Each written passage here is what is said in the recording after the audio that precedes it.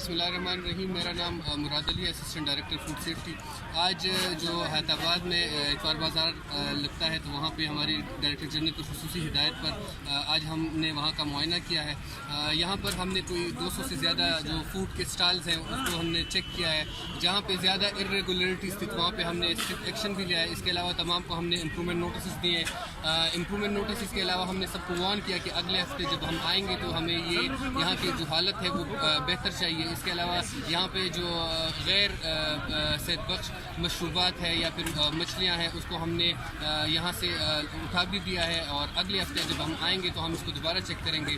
اور اس میں جو یہاں کے جو لوگ تھے یہاں پہ وہ انہوں نے کافی اپریشیٹ کیا ہے. تو انشاءاللہ ہماری جو کاروائیاں ہیں اتوار بازار میں یا پھر کے پی کے کہیں بھی فوڈ کا جو بھی آؤٹ لیٹ ہے وہاں تک ہم جائیں گے اور لوگوں کو خوراک کی مد میں ریلیف پہنچانے کی ہم اپنی کوشش جاری ہیں. آج ہم اتوار بازار آئے ہیں. میرا نام رقیہ نواز خان ہے اور میں فوڈ سیفٹی حلال فوڈ اتھارٹی میں as a food safety officer کام کر رہی ہوں. اتوار بازار میں ہم نے آج مسالوں کی بھی چیکنگ کی ہے. یہاں پہ جو اور مارکیٹوں سے مسالے یہ لوگ لے کر آتے ہیں اور وہ مسالے ایکسپائر ہوتے ہیں، لیکن یہ وہ ڈبوں سے نکال کے یہ کھلے عام وہ بیچتے ہیں.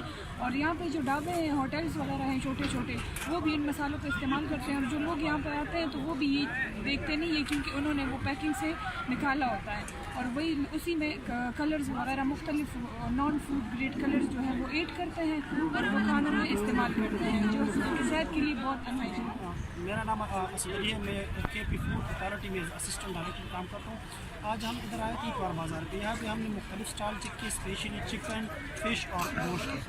یہاں پہ جو فش وغیرہ کے جو اسٹال ہے وہ اس کی حالت بہت ابتر ہے.